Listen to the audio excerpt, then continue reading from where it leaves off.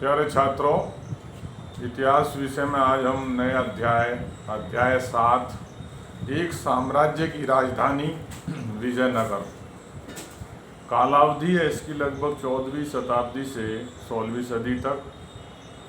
इस अध्याय के विषय में चर्चा करेंगे और सबसे पहले इस अध्याय में कुछ महत्वपूर्ण तथ्यों के विषय में चर्चा करेंगे। विजयनगर, जैसा कि नाम से ही पता चल रहा है, विजय का शहर, एक शहर एवं एक साम्राज्य दोनों के लिए प्रयोग किए जाने वाला नाम था।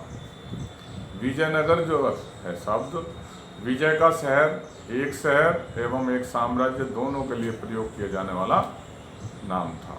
14वीं शताब्दी में स्थापित विजयनगर साम्राज्य उत्तर में कृष्णा नदी से लेकर प्रायद्वीप के सुदूर दक्षिण तक फैला हुआ था।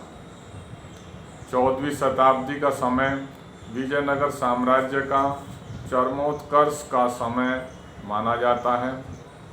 ईस्ट इंडिया कंपनी में कार्यरत अभियंता एवं पुरातत्वविद कॉलिन मैकेंजी ने सन 1800 में हम्मी के भग्नावशेषों को खोज निकाला।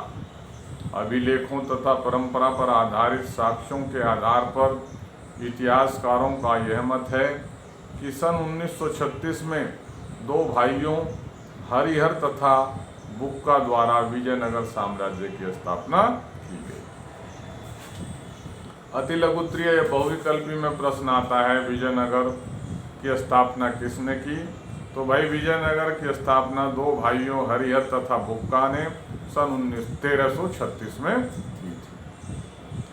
विजयनगर के शासक अपने आप को राय कहते थे। समकालीन लोगों ने विजयनगर साम्राज्य के लिए कर्नाटक साम्राज्य शब्द का प्रयोग किया। विजयनगर साम्राज्य अपने मसालों, वस्त्रों एवं रत्नों के लिए दूर दूर तक प्रसिद्ध था। विजयनगर साम्राज्य का पहला राजवंश संगम वंश था। सन 1485 तक विजयनगर इस वंश के अधीन रहा। एक प्रश्न ये भी बनता है कि विजयनगर साम्राज्य का पहला राजवंश कौन सा था? तो भाई संगम वंश था और 1485 तक इस वंश के अधीन रहा विजयनगर का साम्राज्य। कृष्णदेव राय तुलु वंश का सबसे प्रतापी शासक था। उसका शासनकाल विजयनगर साम्राज्य के चरमोत्कर्ष का काल कहलाता है। यानी इनके शासनकाल में कृष्णदेव राय, जो तुलु वंश का शासक था, इसके शासनकाल में विजयनगर साम्राज्य विकास के शिखर पर था, ये कहिए आप। सन 1529 में कृष्णदेव राय की मृत्यु के बाद राजकीय ढांचे में तनाव उत्पन्न होने लगा, जिसका लाभ उठाकर सन 1542 में अरविंदु वंश ने विजयनगर की सत्ता पर कब्जा कर लिया और 17वीं शताब्दी तक इस वंश का विजयनगर पर शासन रहा। अमरनायक प्रणाली विजयनगर साम्राज्य की एक नई राजनीतिक खोज थी। विजयनगर के सबसे महत्वपूर्ण खोजों में से एक खोज का निर्माण 15वीं शताब्दी के आरंभिक वर्षों में हुआ था, जिसे आज कमलपुरम जलाशय कहा जाता है।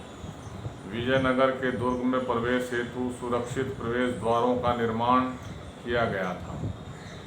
विजयनगर साम्राज्य में राजकीय केंद्र बस्ती के दक्षिण पश्चिमी भाग में स्थित था। राजकीय केंद्रों में स्थित मंदिरों में से हजार राम मंदिर अत्यंत दर्शनीय हैं। विरूपाक्ष विजयनगर राज्य के संरक्षक देवता थे तथा शिव का रूप माने जाते थे। विजयनगर के शासक देवताओं से अपने घनिष्ठ संबंधों के संकेतक के रूप में विरुद्ध हिंदू सूरत राणा का भी प्रयोग करते थे। कृष्णदेव राय को पूर्वी गोपुरम के निर्माण का श्रेय दिया जाता है। यह है कि ये कृष्णदेव राय ने पूर्वी गोपुरम का निर्माण किया।